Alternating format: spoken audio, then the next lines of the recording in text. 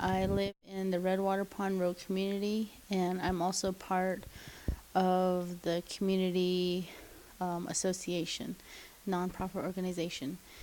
And we mostly deal with environmental and economic racism. Um, Occasionally, we do run across the actual racial racism, but we live in the Navajo Nation reservation, so everybody sees the reservation as just a waste, a natural waste site, a dump. And a lot of these billion-dollar companies see it just as that also.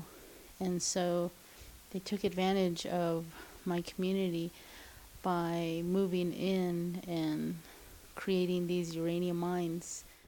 Our community is located between two uranium mines and half a mile away from a uranium mill. So throughout my whole life, I've been exposed to radiation, contamination, waste, um, parts of the areas that they had utilized for their money making is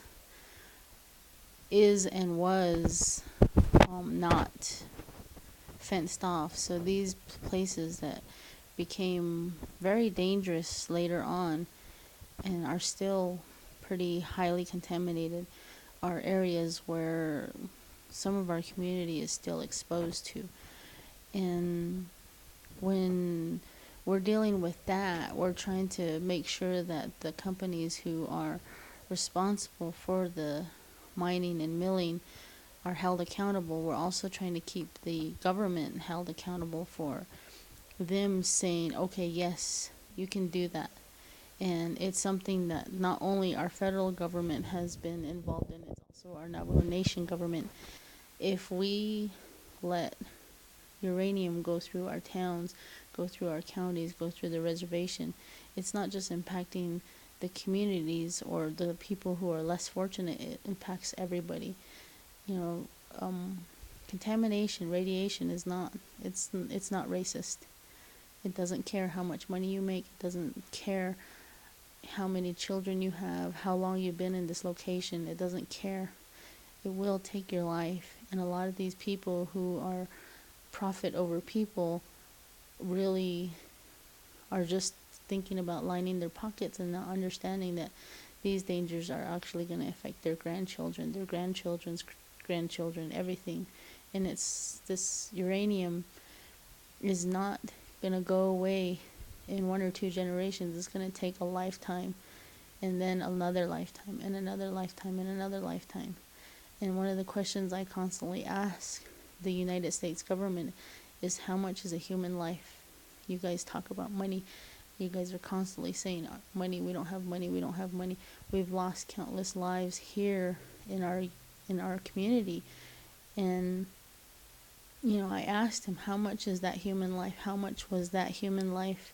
It might have been able to pay for some of this stuff. You put a price tag on people's lives, now you have that money. That person is gone. You're saving that money. What else? How many other people do we have to lose and for you guys to actually start understanding and start picking up your feet and not dragging it?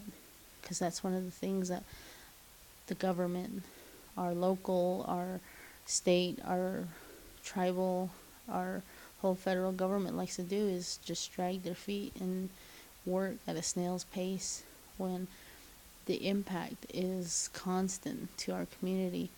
And I don't understand how they can continue to do that to 3-year-old children, to our 85-year-old grandma, our 62-year-old uncle.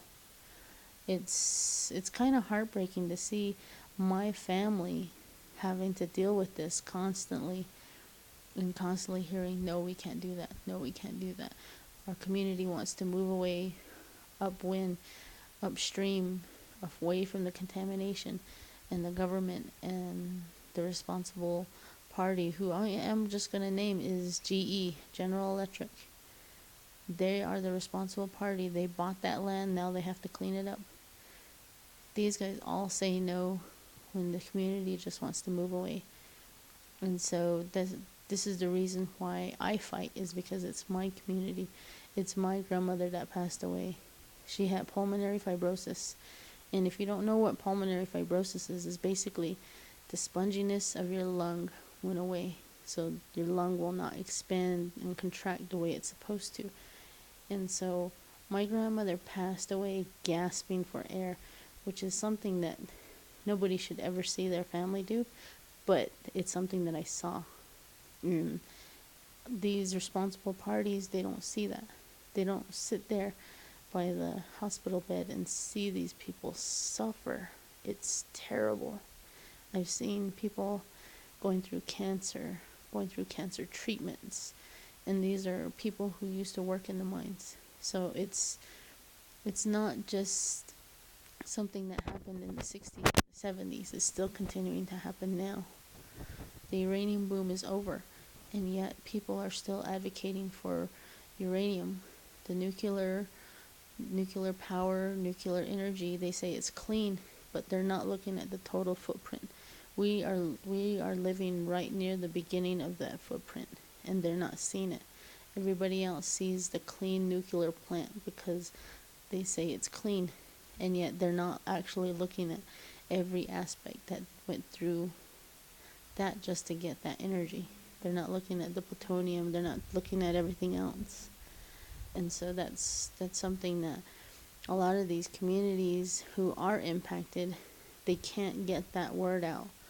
And so, I mean, I appreciate this time and being able to speak about the things that our community is dealing with.